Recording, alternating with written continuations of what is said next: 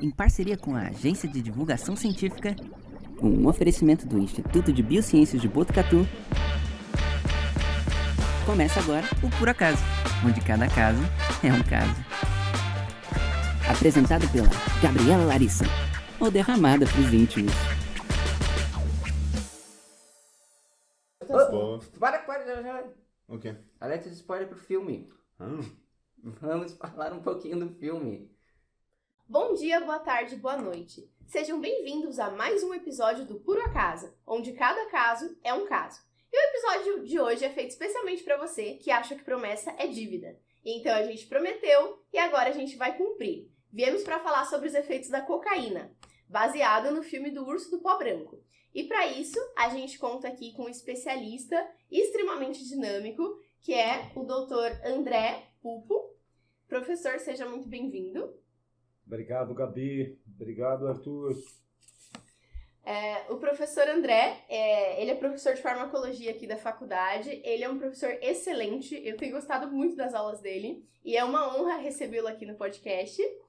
E aqui do meu lado eu tenho também o Arthur, o meu co-anfitrião, que é estudante de biologia, é um grande interessado em farmacologia também. E vamos fazer um excelente episódio. Seja bem-vindo, Arthur. Muito obrigado. E também temos a nossa apresentadora, que, entre várias qualificações, desde professora de balé, especialista em neurocientista para falar pra gente tudo sobre o cérebro, hoje ela será mais a apresentadora mesmo. Ok. Então vamos começar. André, quebrando aqui as formalidades. Boa, Gabi. O senhor conseguiu assistir o Urso do Pó Branco? Antes de responder isso, Gabi e Arthur, eu quero dizer que para mim é uma honra. Tá, aqui eu acabei de ter uma notícia de que de que estes podcasts estão celebrando um ano na semana que vem. Isso. Então, pra quem tá assistindo é hoje. É hoje, é exatamente. Exatamente hoje é o aniversário. Um dia de aniversário. Uhum. Eu fico muito honrado encaro isso como uma ocasião especial. Tá? Mas honrado e feliz também por ter sido convidado para falar sobre um tema que, na verdade, eu não sou um especialista, eu sou um farmacologista. E o que o farmacologista faz? O farmacologista é aquele cientista que se dedica a estudar como drogas agem. Entendendo drogas no sentido mais amplo que a gente pode entender. Nesse sentido mais amplo, eu definiria uma droga como qualquer tipo de substância química que consegue alterar o funcionamento de um organismo vivo. Acontece que a humanidade ficou inteligente e muito inteligente e aprendeu que pode tirar vantagens dessas substâncias químicas. Por exemplo, usando essas substâncias como medicamentos. Então, drogas são ingredientes de medicamentos. Da mesma forma, a humanidade também aprendeu que dá para tirar outros tipos de vantagens de drogas. A gente usa drogas para se divertir. E eu gosto muito dessa definição de droga porque ela incorpora tudo isso. Não tem nada de santo, tampouco de profano numa droga. Uma droga é só uma substância química, que a gente pode fazer vários usos dela, benéficos ou não tão benéficos para o organismo. Eu gosto de dizer em sala de aula, que aqui não é sala de aula, né? Mas que tem um ditado popular que todo farmacologista, eu acho que deveria, todo aquele que gosta de estudar como drogas alteram o funcionamento do organismo, é um ditado popular, mas que, na verdade, é uma lei da ciência, a farmacologia. Né? Esse ditado popular todos nós conhecemos. Né? A única diferença entre um medicamento e um veneno, qual é? A dose. Pronto. Vamos lá. A respeito do filme, finalmente sim. Lembrei da pergunta fundamental. Eu divaguei aqui. Eu assisti o filme na forma acelerada, mas isso por causa de mim. Por outro lado, meus 2 filhos adolescentes adoraram o filme. Eles são inclinados para o humor negro e pronto, ótimo. O filme parece ser muito bom. Então eu fui assistindo o filme de forma acelerada para pegar os pontos-chaves. E eu acho que eu peguei uns pontos-chaves interessantes para a gente ir comentando ao longo da conversa. Vamos ver se esses pontos-chave coincidem. Interessante. Esse filme ele tem, né, algumas doses de humor negro, realmente. Algumas doses de ação, alguns momentos super sangrentos também que aparecem, né? Ele é um pouco ali, uma coisa entre Achei o terror... super bem contextualizado. Uhum. Super bem contextualizado. Essas cenas sangrentas apareceram quando elas deveriam aparecer. Uhum. Sim, é uma coisa entre o terror e o cômico ao mesmo tempo. Eles fizeram ali um experimento. Eu gosto muito desse gênero. Né? Uhum. E foi super interessante ter assistido, apesar de ter várias falhas também nesse filme, né? Da historinha que ele tá contando. Qual, Gabi? A primeira coisa, que é uma coisa assim que eu queria muito perguntar em disparada, é sobre a quantidade de cocaína que aquele urso come. Não, no filme, No filme. eu notei ele consumindo algumas dezenas de pacotes de cocaína. Cada pacote de 1 quilo. Não, o filme é romanceado. O filme é um filme de humor negro. Aquilo não é real. Aquilo não é real. Mais ou menos, né? Que eu pesquisei, né? Que esse filme é baseado numa história real. Sim, eu não pesquisei, Arthur, me conta. E, de fato, né? Eu até mencionei no episódio anterior pro pessoal, mas basicamente o urso existiu e ele consumiu muita cocaína. Quando eles encontraram o urso, inclusive ele já estava morto, não teve ataques, ele não atacou ninguém, mas ele estava com... Não atacou. Eles só encontraram ele morreu, morto. ele teve uma overdose, Sim. Provavelmente minutos Sim. após a tinha ingestão. Sim, ele tinha consumido tanta cocaína que o estômago dele estava completamente preenchido, estava dilatado, assim. Mas o legista, eu não sei como que ele aferiu isso, mas porque ele foi encontrado vários dias depois dele ter morrido. Ele disse que... Como que era? Ele estimou que era cerca de 4 gramas só que foi absorvido pro sangue. Boa! E aí eu não sei como então que, né? nota, Uhum. aquele pacote teria quanto? 1 quilo cada pacote? Eu acredito que é 1 quilo. Eu acho que é por volta disso. Na linguagem das ruas, as pessoas poderiam nos dizer com mais Uhum. segurança qual o volume, ou melhor, qual a massa daquele pacote. Né? Uhum. Então, 1000 gramas. 1 quilo tem 1000 gramas. A dose absorvida, estimada por esse legista, e isso é muito fácil de ser feito, Uhum. chegar a uma estimativa boa de quanto realmente daquele 1 quilo, se ele comer um pacote inteiro, 1000 gramas, ele absorveu 0,4%. Uhum. 4 gramas caíram na circulação sanguínea. Aproveitando esse gancho, para uma das cenas, dos pontos chaves que eu gostaria de comentar. No início do filme aparecem um casal de crianças, 2 crianças brincando e encontraram um pacote. Vocês notaram que elas manipularam o pacote e que eventualmente colocaram na boca uma grande quantidade e cuspiram imediatamente. É muito provável que, se aquilo realmente acontecer, o filme aconteceu, não é romanceado. Mas no filme, aquelas crianças provavelmente não tiveram barato nenhum. Elas ficaram com a boca anestesiada. Por que com a boca anestesiada? Porque eu falei de uma verdade da farmacologia. Né? A única diferença entre um medicamento e um veneno é a dose. Tem uma segunda verdade na farmacologia, que essa eu não conheço nenhum ditado popular. Mas essa segunda verdade, das poucas verdades que existem na farmacologia, essa outra verdade é que nenhuma substância tem um único tipo de ação. Nenhuma substância química interage com um único alvo. Nenhuma droga interage com a mesma, ou melhor, com apenas uma estrutura na célula. E a gente usa essa verdade para explicar uma série de efeitos de drogas, como, por exemplo, o efeito bom e o efeito indesejado, o efeito ruim. Isso é uma explicação excelente. Então, uma droga exerce o efeito terapêutico porque o seu efeito como medicamento, né, porque ela interagiu com um pedacinho da célula X. Mas o efeito ruim vem do fato de que ela interagiu com um pedacinho da outra célula, de um outro tecido, de um outro órgão. Eu vou pensar um ditado popular para lançar sobre isso. Eu vou pensar um ditado para pôr na farmacologia. Então, pela via de absorção, pela via de administração, desculpem, que aquelas crianças, via de administração, ou melhor, pela forma com que elas entraram em contato com aquela droga, de que forma foi? Bom, pela pele, quase nada vai ser absorvido. Quase nada vai entrar no organismo daquelas crianças. Ou quase nada entrou. Pela boca, elas cuspiram imediatamente.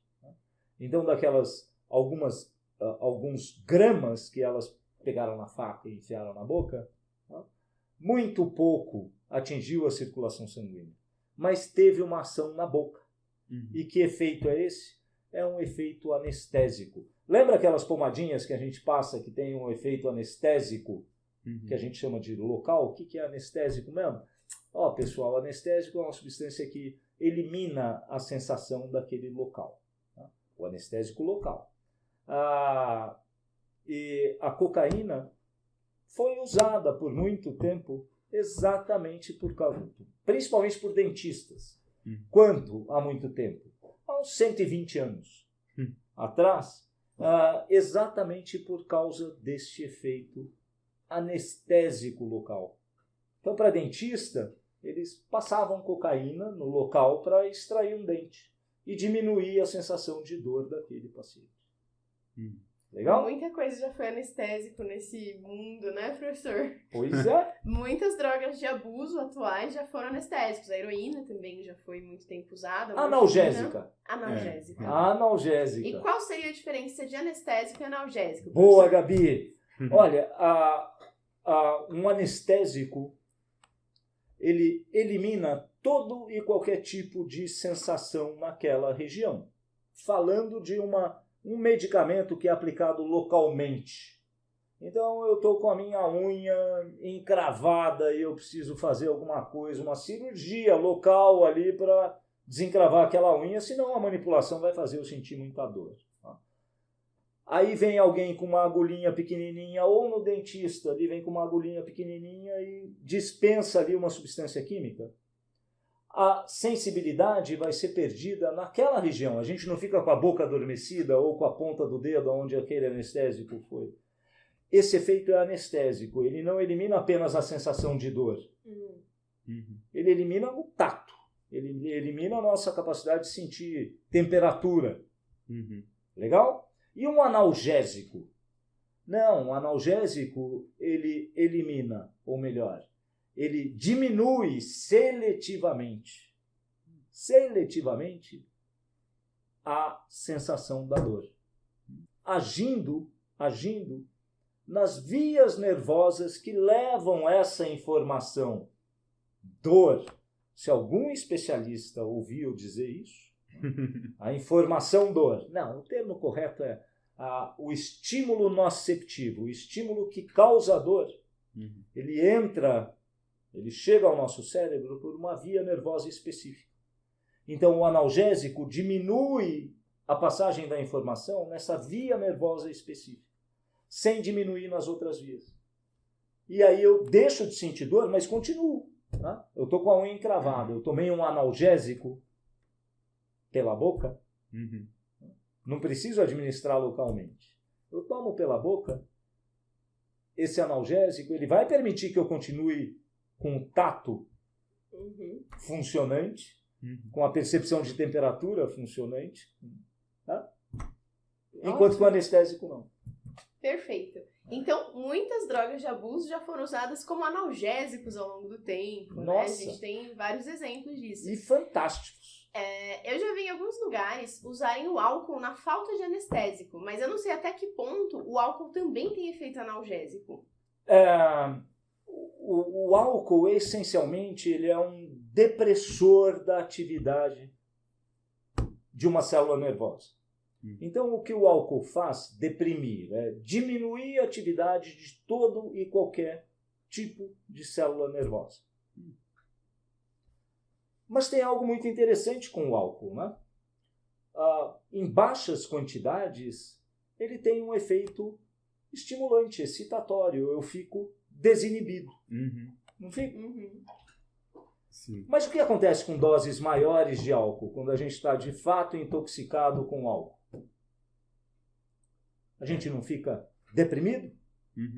Começa a chorar? Ninguém gosta de mim, eu vou embora, isso daqui tá um saco, esse lugar tá horrível. Não é? Sim. Ótimo, a gente tem uma boa explicação simples, e por ser simples não é completamente verdadeira. É que os sistemas que agem inibindo o nosso comportamento, dentro da nossa cabeça, esses sistemas são mais sensíveis aos efeitos do álcool. Então, por esses sistemas serem mais sensíveis aos efeitos do álcool, quando o álcool é ingerido em baixa dose, esse sistema é primeiramente eliminado. E aí sobra o quê? Sobra todo o resto desinibido. Mas daí, enquanto a gente vai se intoxicando cada vez mais com o álcool, aquele sistema que deixa a gente eufórico também fica inibido. E daí a gente chora. Ninguém gosta de mim, eu vou embora. Sim. Não é isso que acontece com todos? Interessante. André, agora voltando, né, na cocaína. A gente prometeu no último episódio que a gente ia falar os efeitos da cocaína. A gente não falou nenhum deles pra gente poder discutir aqui hoje. Boa. Quais são os principais efeitos da cocaína? Já falamos de um. Em primeiro lugar, eu queria que você dissesse pra gente o que faz as pessoas que usam como droga de abuso usarem a cocaína. Boa. Nossa, isso é algo lindo de morrer, exatamente pela complexidade. Então, para que uma espécie exista, uma espécie de um animal, seja ele vertebrado, estou complicando aqui, vamos falar de nós, primatas, e esquecer outros animais. Mas isso também se aplica para animais não primatas. Para que essa espécie... E invertebrados também. Mas de uma outra forma. Vamos falar de vertebrados. Aqueles que possuem... Legal. Para que essa espécie exista, essa espécie ela tem que exibir alguns comportamentos, não é? Que comportamentos são esses que são fundamentais para que uma espécie continue existindo? Bom, aqueles indivíduos eles têm que se alimentar. Aqueles indivíduos eles têm que se reproduzir através do sexo. Em primata, aqueles indivíduos eles têm que cuidar da prole para que aquela espécie continue existindo. Mas como é que isso é garantido, né? Pela biologia, pela vida? É garantido pela existência na nossa cabeça de um circuito nervoso que nós chamamos de circuitaria neuronal da recompensa e do reforço. O que é isso, recompensa e reforço? Então, esses comportamentos que são fundamentais para a existência de uma espécie, como, por exemplo, o sexo, nós não somos recompensados durante o sexo? De que forma? Com prazer. Porque essa circuitaria neuronal, que envolve estruturas muito bem conhecidas, envolve substâncias químicas muito bem conhecidas, e aí a gente vai botar a cocaína no meio daqui a pouquinho, tá? Porque essa circuitaria neuronal dentro da nossa cabeça ela foi ativada. Uma boa alimentação. Eu me saciei de comida, eu estou satisfeito, eu comi uma comida saborosa, eu ativei essa via de recompensa e reforço. Em primatas, várias espécies de primatas, o comportamento parental também ativa essa via de recompensa e reforço. Tanto no macho quanto na fêmea. Vocês percebem que isso é fundamental para a existência de uma espécie? São comportamentos que, se indivíduos daquela espécie não exibirem esse comportamento, alguns desses comportamentos, a espécie deixa de existir. Legal? Boa! Aí a gente passa a entender as drogas que nos causam prazer como drogas ativadoras dessa via de recompensa e reforço. Qual que é? O que quer dizer? A recompensa acho que ficou claro. Né? Nós somos recompensados na forma de prazer. É hedonismo puro. É hedônico. Eu sinto prazer quando... Espera aí. Eu acendo meu cigarro. essa circuitaria neuronal que a nicotina do meu Marlboro Vermelho ativa é a mesma circuitaria neuronal ativada para esses comportamentos que garantem a existência da espécie.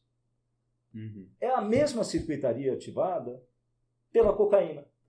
É a mesma circuitaria ativada pela heroína.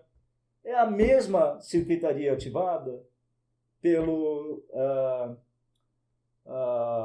o tetrahidrocannabinol, que é o princípio ativo da maconha. É a mesma circuitaria ativada pelo álcool. Então, há um mecanismo neuronal convergente. Convergente, eu quero dizer, as drogas que causam dependência, todas elas ativam essa mesma circuitaria de recompensa e reforço. Agora, como é que se manifesta esse reforço?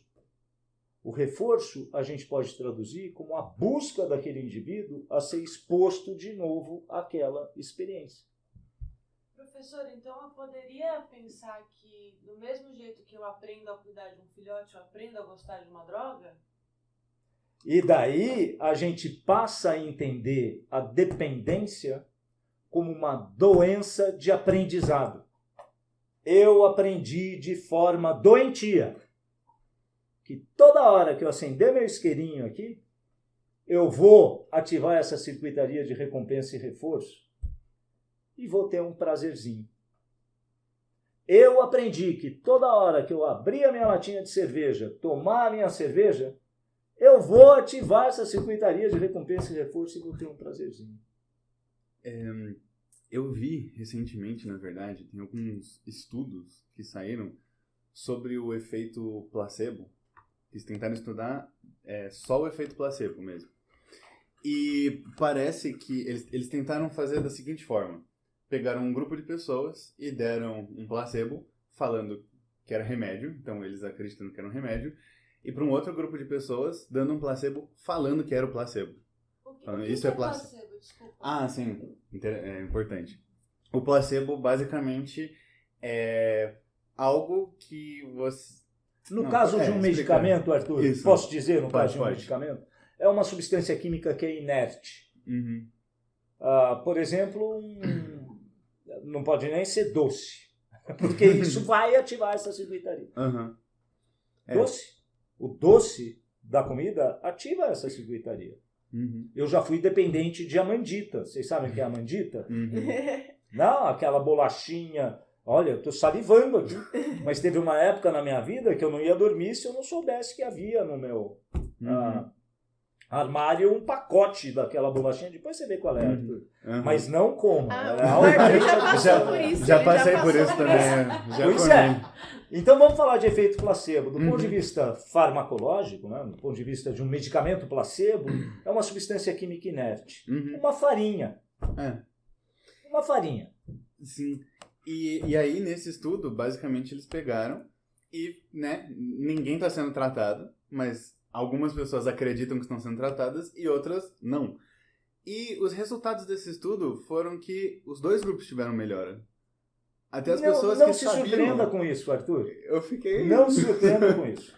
Olha, um médico, quando ele prescreve um medicamento, se ele disser para o paciente dele, toma esse medicamento porque ele vai te curar. E se ele disser para outro paciente, toma esse medicamento vai ter mais efeito no paciente que ele disse, toma esse medicamento porque ele vai te curar. Então, eu vou tentar traduzir isso numa experiência pessoal. Faz uns 3 anos eu quebrei a minha clavícula. Legal. Para mim foi uma ocasião muito legal, porque eu cheguei no pronto-socorro, quem estava me atendendo era ex-aluno. André? E eu com a clavícula aqui, né? Legal, opa, beleza, tal, né? E aí tirou o raio-x, porque tinha que tirar o raio-x, e ótimo, né? O menino me prescreveu uma substância parecida com a heroína, que a gente usa com muita segurança e que é muito eficaz. Morfina? Não, é um tramal, é uma droga da mesma classe que a heroína, que a morfina, porém muito mais segura Uhum. e com uma capacidade muito menor de causar dependência. Legal? Uhum. Eu, lógico que tomei de acordo com a prescrição, obedecendo um comprimido a cada 8 em 8 horas, eu me julgo tolerante à dor e estava sem dor nenhuma. Mas tomei o tramal.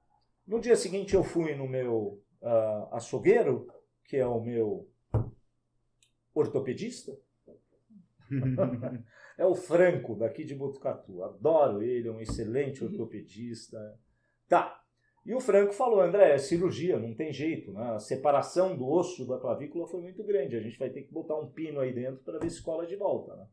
Vai lá conversar com o anestesista e vamos fazer essa cirurgia na quarta-feira. Minha consulta foi numa segunda. Ótimo.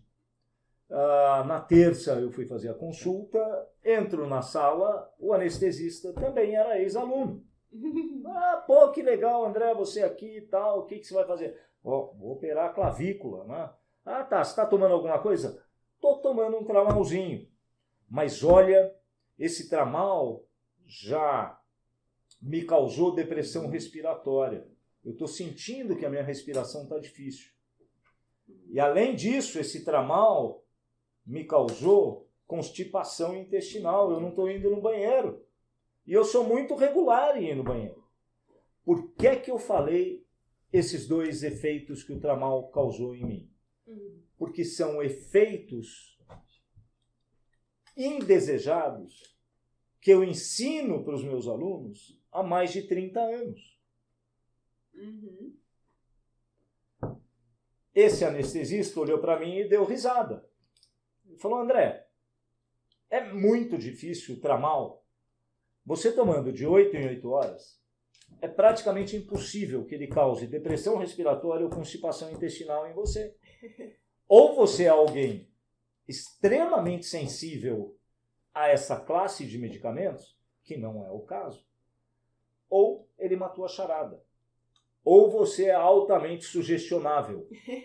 Então, Arthur, a explicação do efeito placebo é esse. Eu sou altamente sugestionável.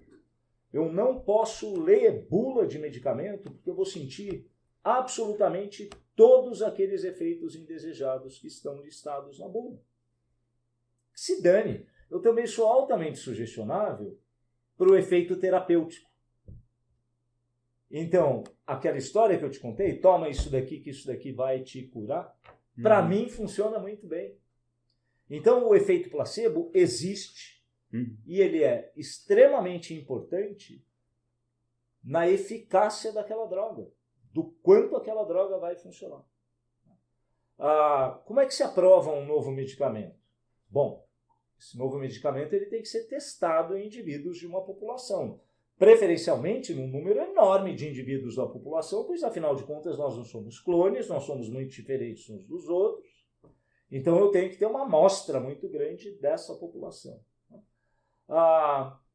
Só se você tiver curiosidade, pegue alguns destes estudos clínicos que sempre comparam um novo medicamento com um placebo e com uma droga de referência, com um medicamento de referência, para ver se esse medicamento é melhor do que o de referência. Se ele não for melhor que o de referência, não precisa de mais uma coisa ruim. Só se ele for melhor. Quando a gente olha os dados estatísticos desses resultados, é realmente impressionante. O placebo foi eficaz em aliviar aqueles sintomas, principalmente quando se trata de medicamentos para ação no sistema nervoso central. O placebo foi, por exemplo, depressão, por exemplo, ansiedade, por exemplo. O placebo foi eficaz em 40% dos indivíduos daquela população. Aquele medicamento, ele foi eficaz, o novo medicamento, ele foi eficaz em 65% dos indivíduos daquela população. Se a análise estatística demonstrar que 65% é diferente de 40%, aprova-se aquele medicamento. Se a droga não for, se o novo medicamento não for mais eficaz do que o placebo, esquece. Aquele novo medicamento não vai ser aprovado. Então, o efeito placebo é algo que existe e é muito importante. Quer ver uma outra forma de efeito placebo? que, de acordo com, ou melhor, a minha expectativa aqui pela audiência, né? O que acontece quando a gente toma cerveja numa segunda-feira à noite? Putz, aquela segunda-feira braba. Se a gente vai ter uma semana pavorosa, segunda-feira já começou. Qual que vai ser o astral nosso quando a gente toma uma cerveja na segunda-feira à noite? Ele não é muito diferente do astral daquela mesma quantidade de cerveja que você tomou na praia de frente, sentado na cadeira, olhando para o mar azul, num dia lindo de sol? Isso não é efeito placebo. Isso é a contextualização do local no efeito daquela substância química. Só para a gente ter uma ideia de que o efeito final que qualquer substância química vai produzir não depende só dela e do organismo. Depende também do entorno, do contexto. Interessante. André, você falou que todas essas drogas, que são as drogas de abuso, elas vão agir na circuitaria de recompensa.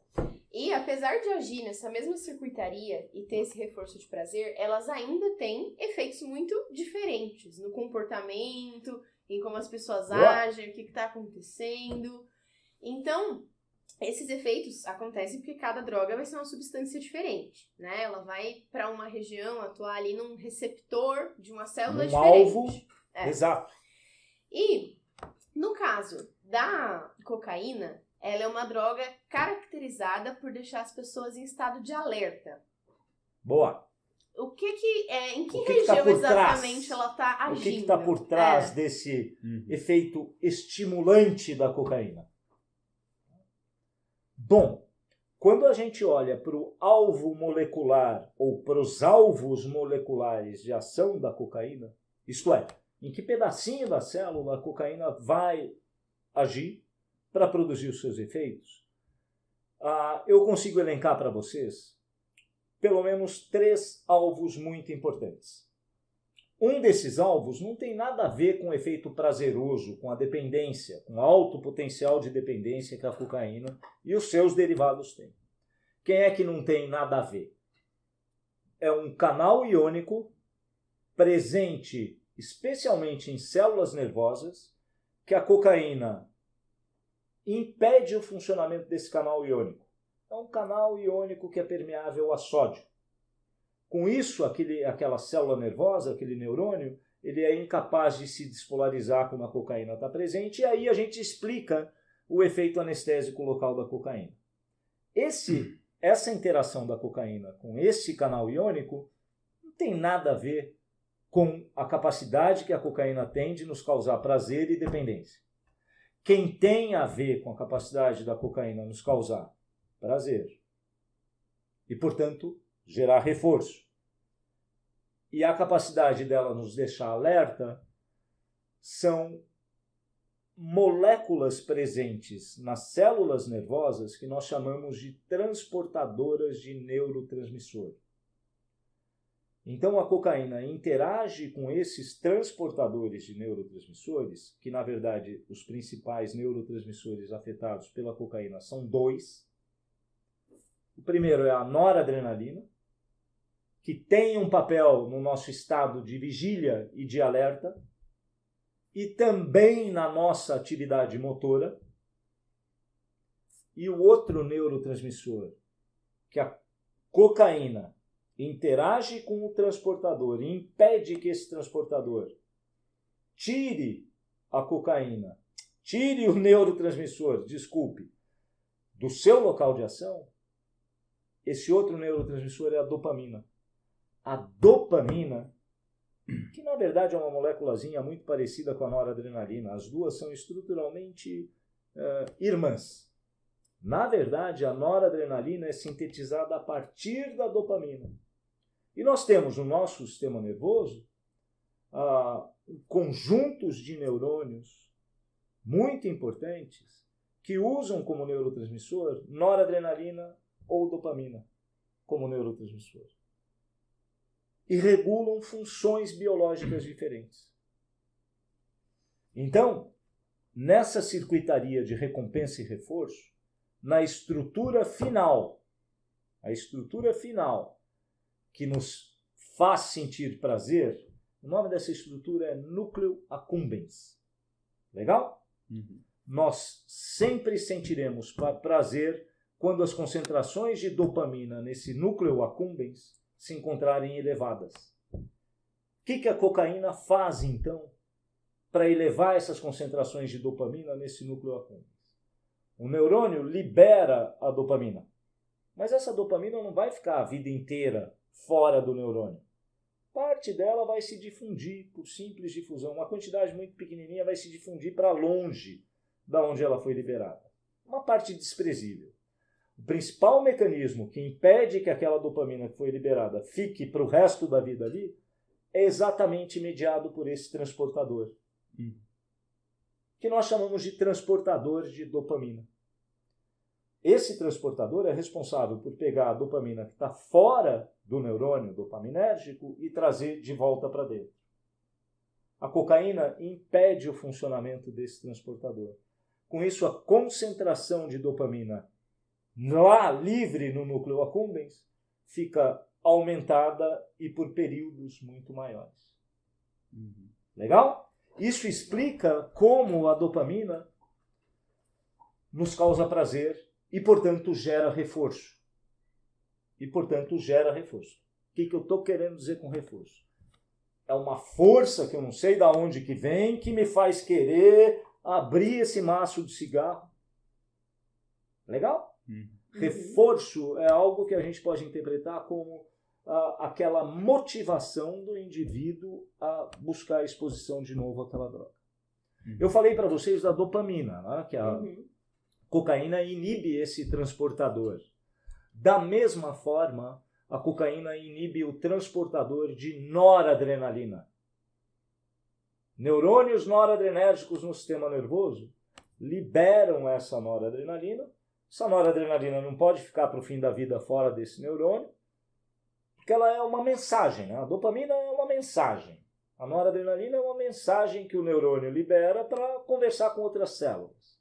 Essa conversa tem que ter início e tem que ter fim. Quem é responsável por esse fim? É exatamente esse transportador de noradrenalina, que é muito parecido com o transportador de dopamina.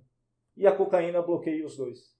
E com isso, tanto os níveis de noradrenalina no sistema nervoso, quanto os níveis de dopamina fora dos neurônios, fica aumentada e por períodos mais prolongados. Já que, Gabi, posso... Não vou dar o spoiler. Daqui a pouco você vai... Não, vou dar o spoiler. Dá o spoiler, dá o spoiler. Legal. Por que a cocaína mata? Eu não preciso falar, vocês sabem a resposta. Por que a cocaína mata? Qual que é a causa da morte na intoxicação por cocaína? Na overdose de cocaína. Putz, o coração parou de bater. Parada cardiorrespiratória. Não é? Sabem por quê? Porque a noradrenalina não é um neurotransmissor só no sistema nervoso central. Ela é também um neurotransmissor importante no sistema nervoso periférico. E neurônios periféricos que controlam os nossos batimentos cardíacos, na verdade, os principais neurônios que fazem o nosso coração bater mais rápido, usam a noradrenalina como neurotransmissor. E daí o que a cocaína faz?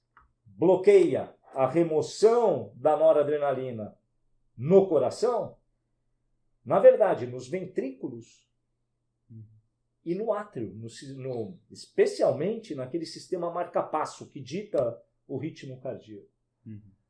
A cocaína, ao impedir que a noradrenalina seja removida nesses locais, removida de volta, né? Impedir que a conversa seja interrompida. Que a noradrenalina está tendo lá com seus alvos, para impedir que essa conversa seja interrompida, esse transportador tem que estar funcionando. A cocaína vai lá e impede essa interrupção da conversa e a noradrenalina fica agindo por muito mais tempo e o ritmo cardíaco vai lá para a casa do chapéu e a força de contração do coração vai... Arritmia cardíaca. Arritmia cardíaca, esse coração simplesmente para de bater. Por ter tanta noradrenalina estimulando esse coração. Essa é a principal causa de morte da... Então percebemos que o efeito prazeroso da cocaína, está relacionado com um neurotransmissor e com o sistema nervoso central? Uhum. E o outro efeito, o que mata, está relacionado a outro neurotransmissor, a noradrenalina, e perifericamente. Excelente.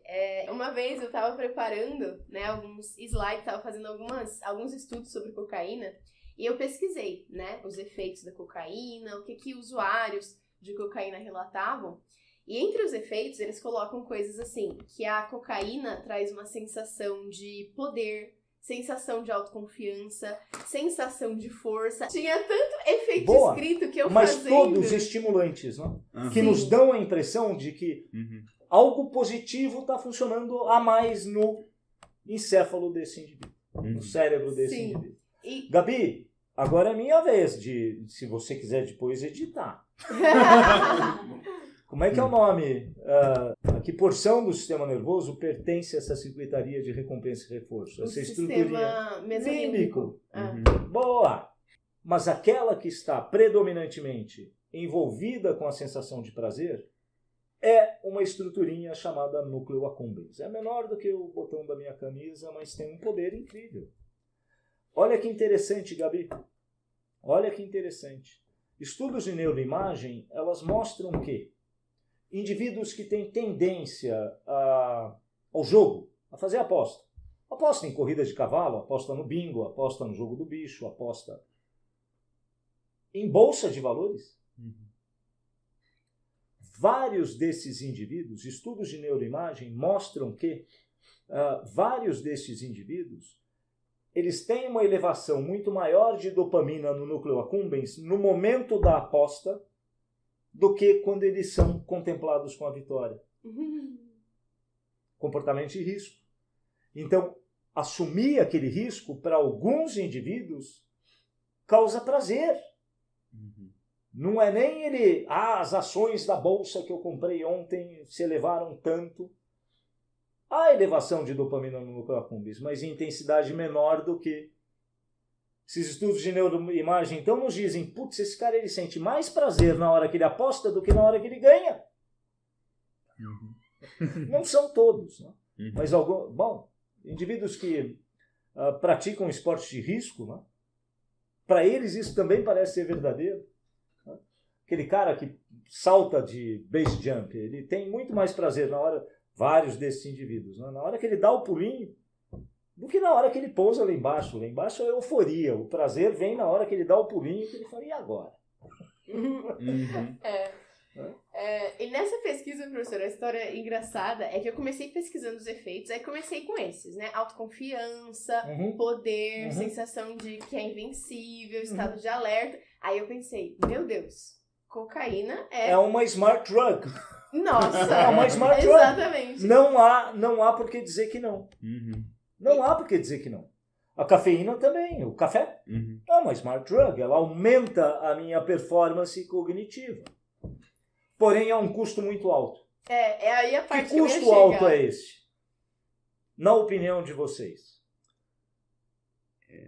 Bom, tem o custo da dependência, que é um dos primeiros fatores ali, né? Essa busca constante. E tem vários custos em termos de saúde, né? Além da questão do risco de overdose, tem várias outras coisas elencadas como decorrentes. Vamos tentar do uso de isso. cocaína. A gente está sentado numa mesa de bar.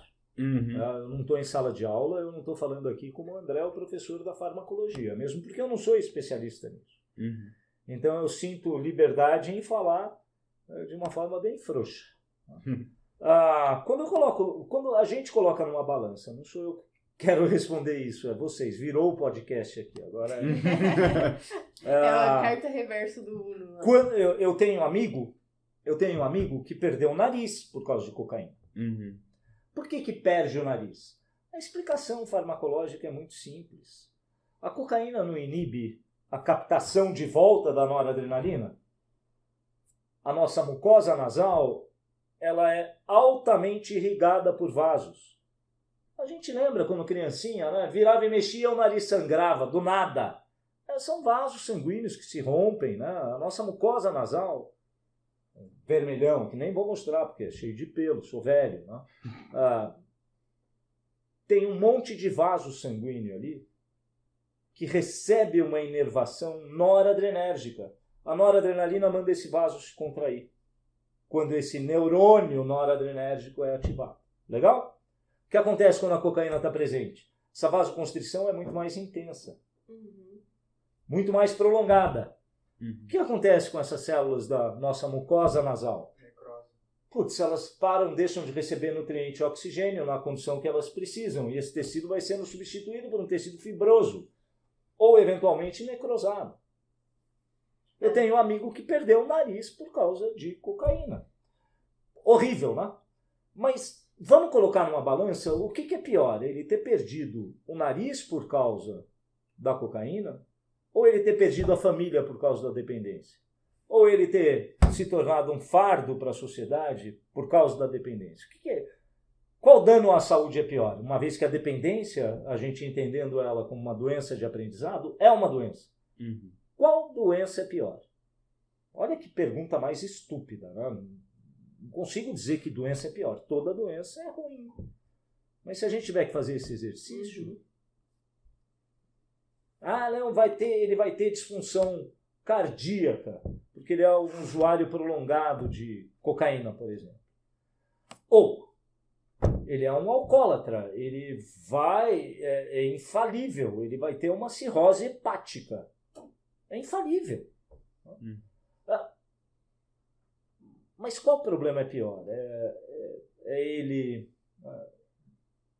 transformar a sua vida em razão dessa atividade recompensadora, ou melhor, dela gerar reforço, dessa propriedade reforçadora que essas drogas têm. O que é pior? É difícil colocar isso numa balança. Quando a gente vive em sociedade, então... não, é meu livre-arbítrio. Você tem razão. Que tal você se enfiar embaixo da terra quando você começar a prejudicar o seu entorno? Seus familiares, seus colegas de trabalho. Porque no fim é isso que é dependência. No fim, para mim, é essa a nossa principal preocupação com a dependência. Seja ela que for. Meu joguinho do celular aqui, quando dá aquele barulho que eu ganho, libera dopamina no meu núcleo accumbens.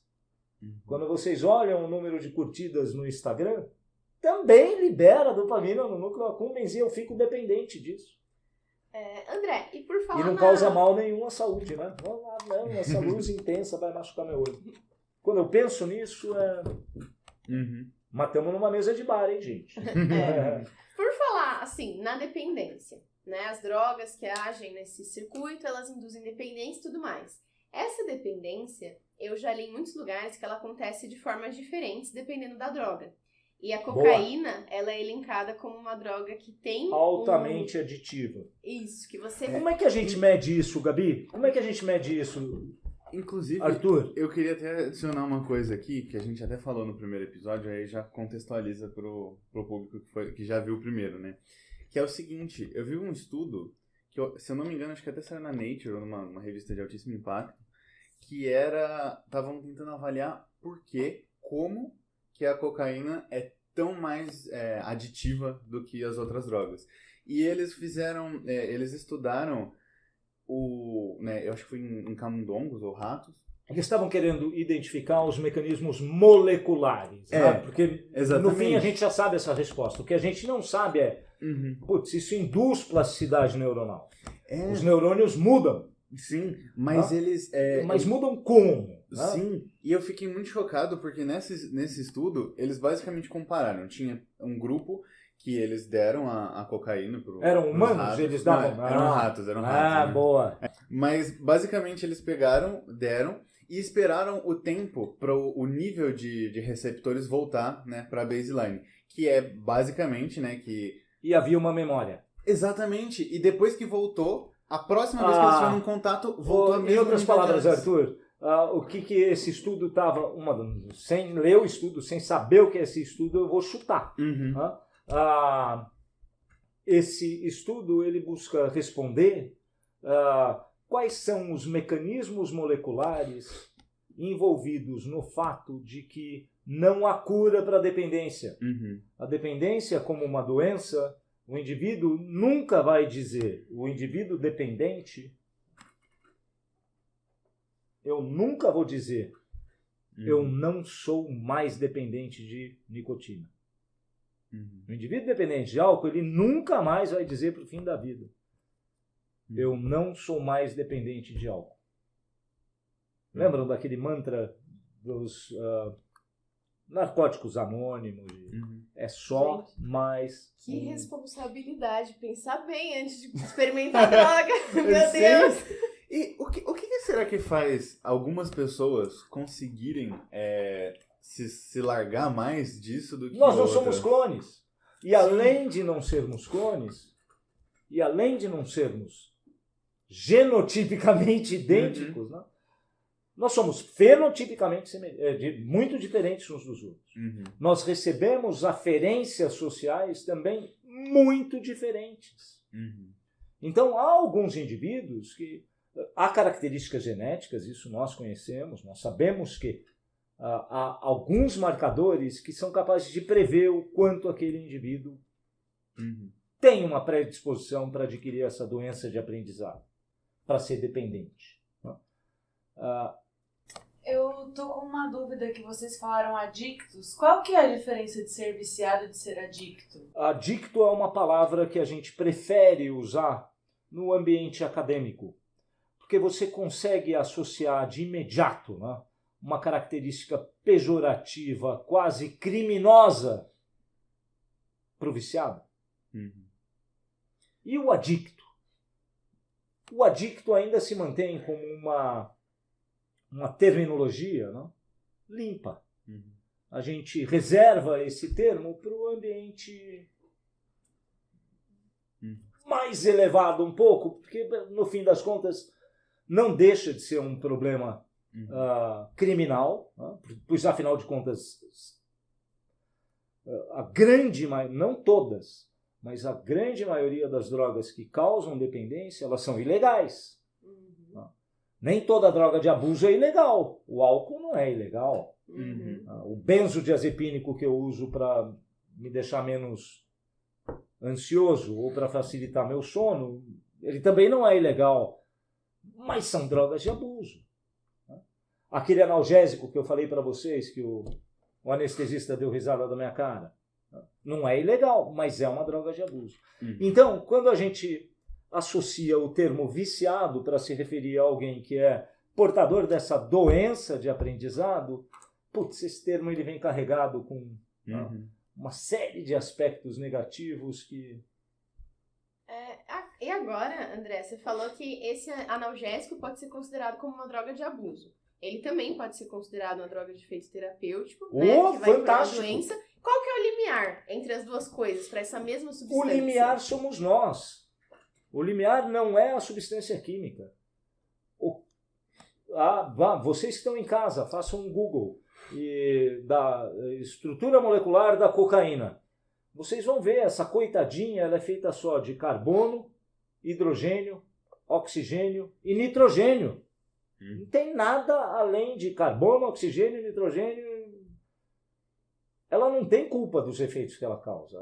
Então, o problema é o uso que nós damos. Isso vem isso é cultural. O homem usa substâncias químicas para se divertir desde que a gente se conhece como homem. E por que usa? Porque é bom. É bom, porque dá prazer. Então a diferença é a finalidade que a gente está usando. Boa. Acho que é um bom termo para a gente colocar. E quem define essa finalidade? É o indivíduo. Uma coisa que eu acho muito curiosa é a evolução de algumas drogas, né, de algumas substâncias, como que elas vieram a aparecer na natureza. Isso é lindo de morrer. Eu descobri que a mescalina, por exemplo, mescalina, que é um alucinógeno no cacto, eu descobri que ela não evoluiu como uma forma de proteger a planta dos animais. Não, é um metabólito secundário, é uma bobagemzinha. Um alcaloide. É uma mera coincidência química. Mera coincidência química. Esses cactos, eles basicamente tinham uma pressão seletiva para eles ficarem com gosto amargo. Nós já... Obrigado. E a mescalina tem algum papel nesse gosto Sim, amargo? ela é um alcaloide e ela é uma das coisas que dá o gosto amargo. Alcaloide, ó, só tipo, pra gente quebrar essa barreira, né? Alcaloide é um termo extremamente genérico, Sim. que quer dizer, essa substância química tem características alcalinas. Uhum. Não quer dizer, é uma substância química de ocorrência natural que tem, ou melhor, tem características básicas do ponto de vista da sua acidez ou alcalinidade. Sim. E isso dá um gosto adstringente, né? Que fica um gosto que amarra a boca, um gosto ruim. Tá ok. E aí, o acúmulo de vários alcaloides, aí todos eles fazem isso, dá o gosto amargo. E aí, por acaso, um deles tinha um efeito, causava um efeito. Legal. E aí, tipo, legal. E há uma coevolução química também. Uhum. Né? Sim. Por outro lado, né? Peçonhas de serpentes. Né? Uhum. Peçonhas de serpentes são farmácias lindíssimas. Né? Porque houve ali uma evolução em paralelo. Né? Há uma toxina naquela peçonha que evolutivamente foi selecionada por pressão evolutiva para que aquela toxina fizesse algo na presa. Isso a gente não encontra só em serpente, né? A gente encontra em molusco predadora. Eles têm a farmacologia das peçonhas desses animais, ou dos venenos desses animais, é algo lindo de morrer. Que é cheio de toxina que interage com canais iônicos. Não só canais iônicos, mas uma pancada de coisa. Então há também uma coevolução. Né? No caso de plantas, né, eu consigo pensar numa mera coincidência química. Tem uma coisa agora que a gente está se aproximando, né, do final do episódio. Eu queria começar um assunto que ele é um pouco polêmico na área acadêmica, né, entre os cientistas, que é porque não tem um consenso sobre isso. Não sei se você está familiarizado. Nossa, 1 hora já? O tempo voa. Conversa na boa. Sim. Mas é uma teoria que, não sei se você está bem familiarizado com isso, que é do macaco chapado Stoned Ape. Você já ouviu falar? Que é uma proposta, né? De como... Uma hipótese. Isso, uma hipótese. De como substâncias recreativas, né? Que não têm um efeito terapêutico, modularam a evolução do cérebro humano. De como não foi só, né, ajudaram o cérebro a chegar em caminhos que ele não chegaria sem o efeito sem o auxílio de uma substância. Sim, isso é proposto, né, com base, né, de... Pô, isso não é meio Lamarck, não? Um pouco. Mas ou epigenética. Sim, é um pouco de epigenética mesmo. Mas é porque... eu sou velho demais, eu sou darwinista puro. Até a epigenética eu dou um pouco de risada às vezes. Sim, mas isso como que é? Ele se baseia em coisas de como, por exemplo, a maioria das civilizações, né, tem algum contato com drogas alucinógenas, tem religiões... Claro, é divertido, é gostoso. Sim.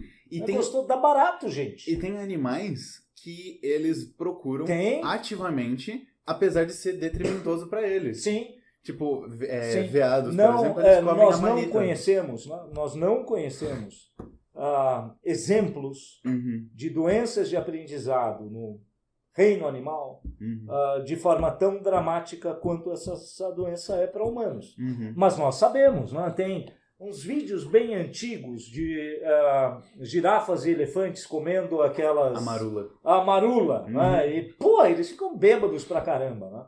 Mas isso é eventual, é uma vez por ano. E eles estão comendo, muito provavelmente, não é porque eles querem ficar bêbados, né? É porque a fruta estava ali. Na verdade, eu achei, quando eu estava me preparando para o episódio, eu achei um estudo que mostrava que, na verdade, não. Inclusive, mostra que eles têm um comportamento de fazer isso premeditadamente. Então, eles pegam, cai a fruta, de bola. Eles esperam ela fermentar para Show comer. de bola! Percebemos o aspecto do aprendizado na dependência? Como é que a gente estima, né, a capacidade de uma substância química ou até mesmo de um comportamento causar dependência? Comportamento é mais difícil. Vamos falar de substância química que é mais fácil. Né? Bom, não dá para fazer isso em humanos. Né? Eticamente seria algo inadmissível. Né? eu querer saber em humanos qual é a capacidade de uma substância química causar dependência. Tá? Mas uma das formas, né, da gente estimar a capacidade de uma droga ativar essa circuitaria de recompensa e gerar reforço, uma das formas é a gente ensinar aquele animal que determinado comportamento vai dar prazer para ele. E algumas coisas muito, fundamentais. Que comportamento? Bom, o animal tem que beber água, não tem? Tem. Então mistura na água de beber aquela substância química que você supõe, que você suspeita que ela tenha um potencial aditivo, que ela possa causar dependência. Então, primeiro você ensina àquele animal que sempre que você beber essa água, você vai receber essa substância química e se ela causar dependência, se ela te causar esse efeito prazeroso, hedônico, ela tem que causar reforço. E esse animal vai se sentir compelido a ser exposto de novo àquela mesma experiência. O que ele vai fazer? Ele vai lá e vai voltar e vai beber aquela água. Vai lá, vai voltar a beber aquela água. Aí você bota vários bebedouros. Vamos ver qual que ele vai preferir. Ele sabe que é aquele bebedouro da esquerda que contém aquela substância que causa dependência. Uma das formas da gente medir é associar esse comportamento que ele aprendeu, você associa isso a uma punição. Sempre que ele chegar perto daquele bebedouro, o chão está eletrificado, pimba, ele toma um choque na pata. Extremamente dolorido. Você tem um sensorzinho ali. Sempre que ele passar por ali em direção àquele bebedouro, vai vir uma luz estroboscópica que é altamente nociva para ele, um barulho numa certa frequência. Então você associa a recompensa a uma punição. E uma das formas da gente saber o quanto uma substância é aditiva ou não é medir o quanto ele tolera de punição para ter aquela recompensa. Aperta a alavanquinha e ele recebe aquela droga. Legal? Sim. Aperta a alavanquinha, recebe um choque e não recebe a droga. E mede quantas vezes ele vai ficar lá, mede até o ponto dele desistir. Que seria o humano, por exemplo, quando tem um nariz que está machucado, continua... Que eu estou destruindo minha família, que Exatamente. eu esculhambei tudo no meu trabalho, que eu penso o dia inteiro em droga. Percebemos o aspecto do aprendizado doentio? Ele vem de modelo animal. Essa hipótese, porque é uma hipótese, a gente já pode chamar já de um modelo. Não nasceu em humanos isso. Isso nasceu da experimentação animal. Uma das drogas que os animais mais toleram punição para receber a recompensa. Cocaína. Opioide, heroína. Toleram punição pra caramba. Pertinho. Nicotina. Nicotina pura. Não é nem na forma de fumaça, não é nem na forma... O roedor, o rato, o camundongo, ele não senta como eu sento, pega um cafezinho, acende cigarro e curte o momento. Não, tá na água de beber. E é altamente aditiva. Tetrahidrocannabinol, ali pertinho. Álcool, nicotina, todos altamente aditivos. Tem um estudo que foi feito, ele é antigo. Ele é antigo, então eu não sei se já tem informações novas sobre isso, você provavelmente deve saber. Mas que basicamente antes os estudos de drogas, os estudos do comportamento, né, de adicção, era feito lá o camundongo, o rato lá, e ele tinha 2 águas, uma com a droga e uma sem a droga. E mostrava, qual que ele prefere pegar. E aí teve um cara que ele foi tentar fazer um estudo, vendo tipo assim, não, mas na natureza não é assim que o rato vive. Ele vive num lugar com outros ratos, com brinquedos. Isso. E aí ele fez isso. Enriqueceu a gaiola. Enriqueceu. E aí ele se tornava, de forma muito mais difícil, ele se tornava dependente àquela substância química. Ele bebia numa frequência mais parecida das 2 águas. É. E aí, depois disso, isso levantou alguns questionamentos e teve um debate na época que era assim, mas a gente nunca vai conseguir estudar isso em humanos. Peraí, nós usamos isso do ponto de vista terapêutico. Sim. Há vários tratamentos de recuperação da adição. Eles envolvem o uso daquela mesma substância química Não é exatamente a mesma, mas substância química que faz o mesmo efeito, que tem o mesmo alvo, mas num contexto controlado. Então esse indivíduo ele acaba perdendo uma série de pistas que funcionam como gatilhos para ele procurar aquela droga. Né? Então, eu não vou lá na biqueira procurar a minha droga. Eu vou pegar essa droga aqui no ambulatório de algum serviço. Tá? E vou ter aí um escalonamento decrescente nessa quantidade de droga para facilitar a minha desintoxicação, né? E a minha readequação. Mas, perfeito. O fundamento vem daí. Sim. Mas aí eles levantaram esse questionamento, né, de que não vamos conseguir refazer isso em humanos, só que teve um caso que fizeram isso em humanos, que chamou a Guerra do Vietnã. Que todo mundo, os soldados estavam viciados em heroína lá, e eles estavam com medo de que isso fosse ser um problema quando eles voltassem. E quando eles voltaram, não foi um problema. Porque eles voltaram com a família dele. Completamente fora do contexto que eles estavam colocados em uma situação de guerra, com heroína à disposição. Nos Estados Unidos, percebe como o contexto tem um impacto? O exemplo da cerveja que eu mencionei para vocês. Toma uma cerveja na segunda-feira à noite e toma uma cerveja no sábado à tarde na praia de férias. O efeito é completamente diferente. Sim. E isso me levanta, né, um questionamento sobre as pessoas que acabam, perdendo a família, perdendo a vida, né, por causa... Será que esse problema não está sendo intensificado pela nossa sociedade marginalizar as pessoas que têm esse comportamento? Não, eu acho isso, essa conversa muito séria para eu, com o meu nível de informação, eu colocar qualquer opinião. Sim. Agora, que o problema deve ser, no mínimo, complicadíssimo. O problema deve ser complicadíssimo, porque nós temos exemplos do quão complicado deve ser. Né? Nós temos um bairro em São Paulo, uma zona que deveria ser uma zona nobre da nossa capital. Né? Então, não é só o maior município do país, é o maior município da América Latina. A maior cidade da América Latina é maior que a cidade do México. Que além de ser a maior cidade, é a sede da nossa capital do estado. O estado mais rico da nação. E a gente não consegue dar conta de algumas poucas milhares de pessoas doentes. Algumas poucas milhares de pessoas doentes. A gente está há mais de 20 anos que existe a Cracolândia. Há mais de 20 anos. Então o problema deve ser complicadíssimo. Porque recursos financeiros é impossível que falte. Quando eu penso que isso é tratado por Secretaria de Segurança Pública, do Estado e do município, por Serviço Social do Estado e do município, por, Secretaria de Saúde do Estado e do município, e são alguns poucos milhares de indivíduos. Quantos milhares de indivíduos são ali? 10? Duvido que tenham 10 mil pessoas ali. E duvido que todas sejam só pobres também, como a gente às vezes acha que é. Você percebe como a questão é muito complicada para a gente, ou melhor, para a gente não. Para eu emitir qualquer tipo de opinião sobre... Né? Porque é sério e é complicado. Só pode ser complicado. As pessoas que eu vejo... que eu conheço perifericamente, né? Conheço pela visão periférica, mas que eu vejo se envolverem, são pessoas altamente competentes. Olha o poder disso. Eu posso fazer uma recomendação? Pode.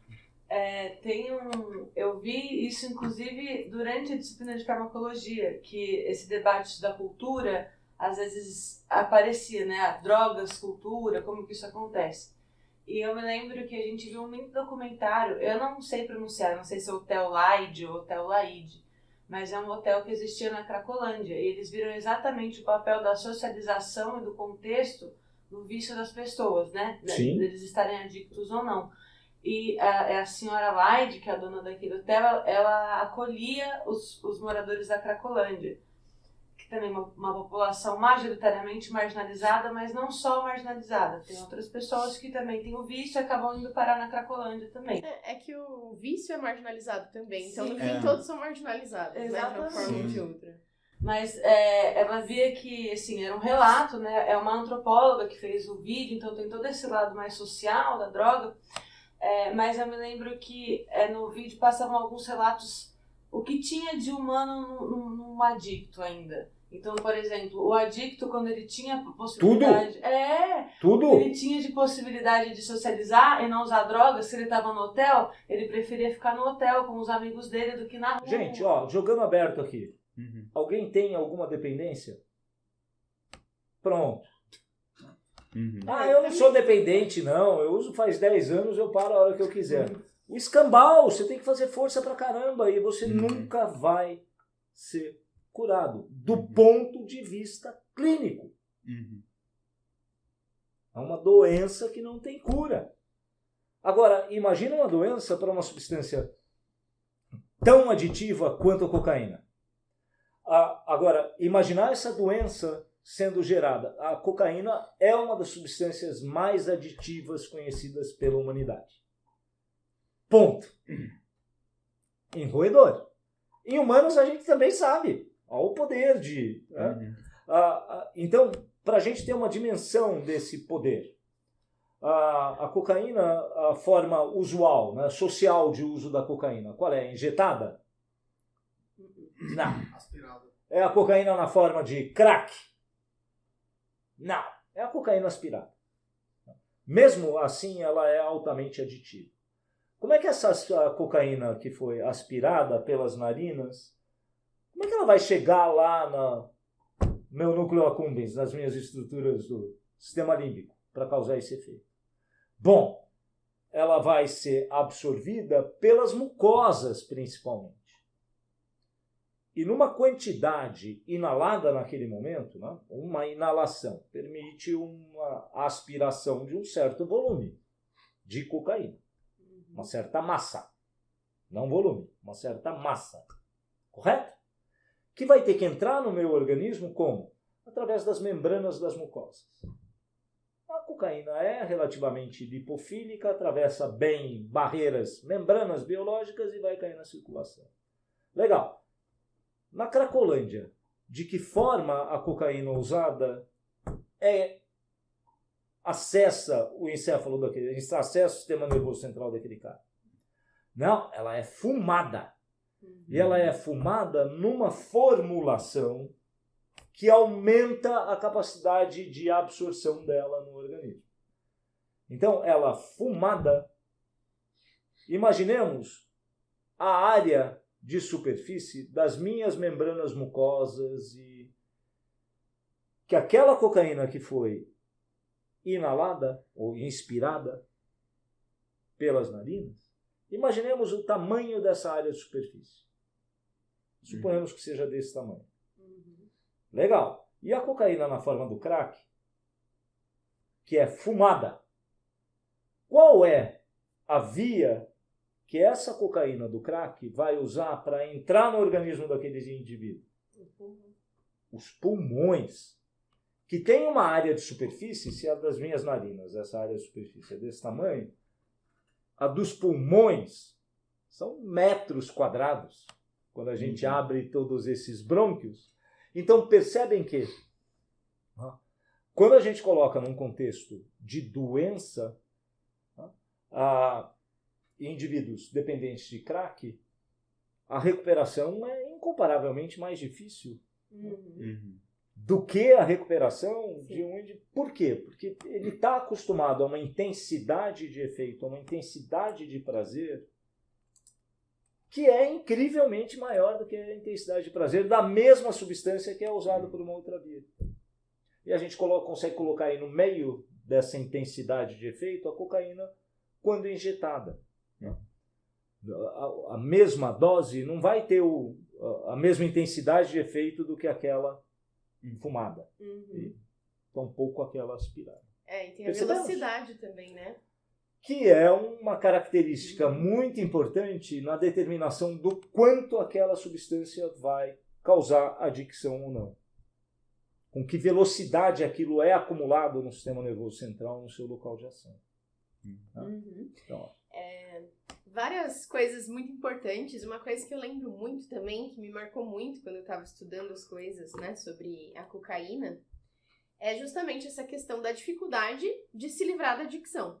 E teve uma época que foi feita uma propaganda antidrogas, em que aparecia uma pessoa usando a droga e falando, tipo, meu nome é cocaína, eu vou causar um infarto em você, eu vou causar aumento da pressão arterial, vou causar problema renal. Aí ele Parece que essa todos os estratégia efeitos. não foi muito eficaz, Exato. né? E aí as pessoas que assistiam a propaganda, pessoas que tinham interrompido o uso, tinham vontade de voltar a usar, porque mostrava o contexto pois do é. uso. Pois é. Tem a questão do gatilho. É lógico. Então, Não é uma estratégia boa. Sim. Não é uma estratégia boa. Ô, gente, quinta-feira à noite, hoje, vocês têm que ir para casa, né? Tem roupa para lavar, a cozinha tá cheia de prato. Vocês vão passar na frente daquele boteco lindo, cheio de gente dando risada. Vocês vão realmente para casa lavar roupa? E vocês nem alcoólatras são. Percebem a importância do gatilho, da pista, do clue? Legal? Né? E eu acho que eu não sou dependente. Essa parte eu acho que dá para editar, né? Dá sim. Tá. Mesmo porque isso aconteceu há mais de 30 anos. Deixa eu ver. 93. 30 anos. Né? Não, 28 anos. Porque foi em 95, eu estava terminando meu doutorado e sem bolsa. Eu dava aula de farmacologia na Faculdade de Medicina em Santos. Então eu me graduei aqui, em Botucatu, né? E fui fazer minha pós-graduação na Escola Paulista de Medicina, que por acaso fica na rua Botucatu. E era algo me dizendo, volta para Botucatu. Né? Então eu terminei meu doutorado e voltei para cá. Tá, mas acontece que eu fiquei bem uns 7 meses em São Paulo, terminando meu doutorado, sem bolsa. Mas tudo bem, eu tinha um salarinho lá de Santos, dava para sobreviver. Né? Mas daí, lá na psicobiologia da Escola Paulista de Medicina, que é fantástica, fruto dos trabalhos de um farmacologista que é meu tio na geração farmacológica, professor Elisaldo Carlini. Tá? O professor Elisaldo Carlini foi simplesmente o pioneiro na demonstração do uso do canabidiol como um potencial medicamento em humanos, isso na década de 70. O professor Carlini foi fundador do embrião da nossa Anvisa. Tá? E é um farmacologista, faleceu recentemente, mas com uma vida fabulosa. Né? E lá na psicobiologia, eles estavam dando um prolaborezinho para quem participasse de uma pesquisa clínica que eles estavam fazendo. E no fim, a pesquisa clínica eu nem tomei nada, nem placebo, nem medicamento, era só uma entrevista. Algumas entrevistas, e pagavam um prolabore, tipo hoje, uns 400. Falei, 400 por um pouquinho de sangue, eu vou lá, né? Que seja 400 por mês, 3 meses, R$1.200, é lógico que eu vou, né? E era uma pesquisa do pessoal do grupo de álcool lá. Do grupo de estudos de efeitos do álcool. E aí a entrevista começou. Uma docente, eu fui sorteado, uma docente foi me aplicar o questionário. E aí ela começou o questionário assim, isso na época, tá? Pode ser que hoje seja diferente. Tá? Você usa álcool? Eu uso. Meus 20 e poucos anos de idade, uso. Tá legal, com que frequência você usa? Normalmente, quinta, sexta, sábado, domingo, muito raramente. Tá. E ela só anotando. Para saber em que grupo eu seria inserido. Se eu seria inserido no grupo não alcoólatra ou no grupo alcoólatra, ela tinha que preencher aquele questionário. Legal. Então, você bebe pelo menos 3 vezes por semana. Há quanto tempo você exibia esse comportamento? Eu parei para pensar. Falei, putz, desde o primeiro ano da faculdade.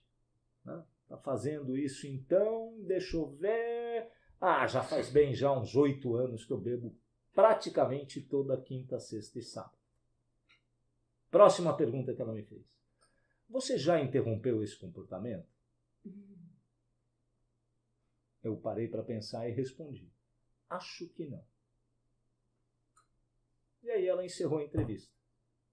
Encerrada a entrevista, pois ela terminou de preencher o formulário ali, eu virei para ela e falei: professora, agora eu estou muito curioso. Né? Em que grupo que eu vou entrar? Ela falou: não, você não precisa saber disso. Né? Em que grupo você vai entrar? Mas eu consigo te dizer o seguinte: olha, a gente está assumindo aqui como critério para definir o quanto o indivíduo vai ser incluído no nosso grupo de alcoólatra ou não alcoólatra, o quanto a interrupção desse comportamento do uso sucessivo de uma droga causou algum efeito em você. Fiquei mais nervoso quando eu parei de beber por um mês. Eu fiquei mais ansioso, eu fiquei mais briguento, estou rabugento mais ainda. Então percebam como essa definição de dependência, ela não é empírica, ela tem que ser algo muito bem balizado. E quando a gente para pensar, eu não sei dizer para vocês se eu não sou dependente de café. De álcool eu tenho certeza. O período da pandemia eu não bebi, não senti alteração comportamental nenhuma. Mas de café, olha, eu nem quero parar de beber. Percebe como isso é delicado? E a gente usa, né, esses termos com uma leviandade, né? Fulano é viciado, fulano é dependente. Fulano... Há outras definições de dependência. Tá? Essa é apenas uma. E porém, a cafeína, na forma que a gente consome... É um excelente consome... estimulante, é uma excelente smart drug. Excelente. E não é uma indutora de adicção tão rápida quanto as demais, né? Ela, acredito que leva um pouquinho mais de tempo para... Pois é, e eu suponho que seja, eu só suponho, estou falando de orelhada, muito mais controlável, né? Ninguém sai para roubar para tomar um cafezinho. Né? Ninguém bate na mulher ou rouba a televisão de casa ou deixa de comprar comida para os filhos para tomar um cafezinho, né? Barato e acessível. Mas perceberam como essa definição de dependência, ela é, não é algo muito amplo, não? Ela pode ser algo muito bem definido. Né? E não sei nada disso. Para isso teria que chamar um clínico aqui, alguém que... Mas eu deixo de, às vezes, fumar para fumar tomando meu cafezinho. Associar. Eu fiquei sem fumar por 7 anos. E é lógico que eu cortei os comportamentos associados. Né? Bebi muito menos café, bebi muito menos álcool, exatamente para facilitar o abandono da nicotina. E funcionou muito bem. E para mim, que sou altamente sugestionável, né, eu parei com aqueles adesivos de nicotina. Eu não tive uma fissura. Aí foi baba. E daí eu fiquei vagabundo. Eu falei, vou voltar a fumar, eu paro quando quiser. E lá se vão 12 anos. Não estou com vontade de parar, não vou parar. Mas sei das consequências. Perceberam a doença, o aspecto doentio? Eu aprendi de forma doentia. É uma boa interpretação da dependência. Né? Eu achei uma definição muito interessante. Não é a única, tá? Mas é uma que eu adoto. Eu gosto de usar. Acho que reflete bem, na minha concepção. Eu consigo casar muito bem com os modelos animais. Né? O modelo animal, primeiro você ensina ele aprende que aquele comportamento traz. Depois você associa a punição. Deixa eu ver se eu lembro de algum outro ponto-chave do filme que mereça atenção. Um que eu gostaria de falar, eu já falei, que era um das meninas.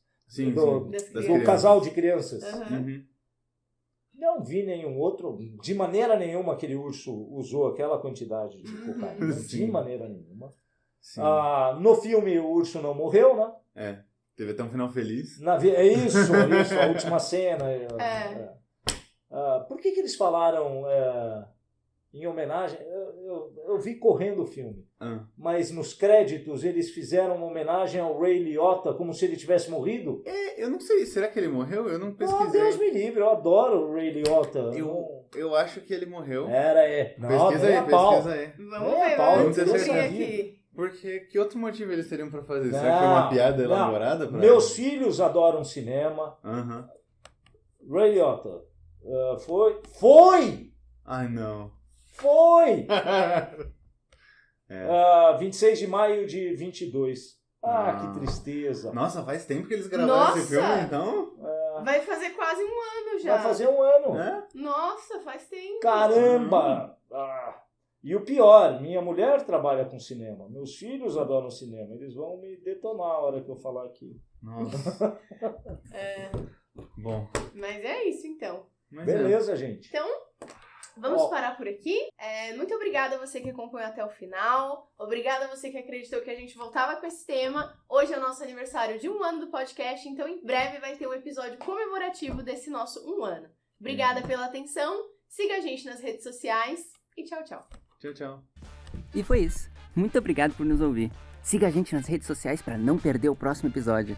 Nós estamos no Instagram, no @poracaso.cast. Te vejo na próxima.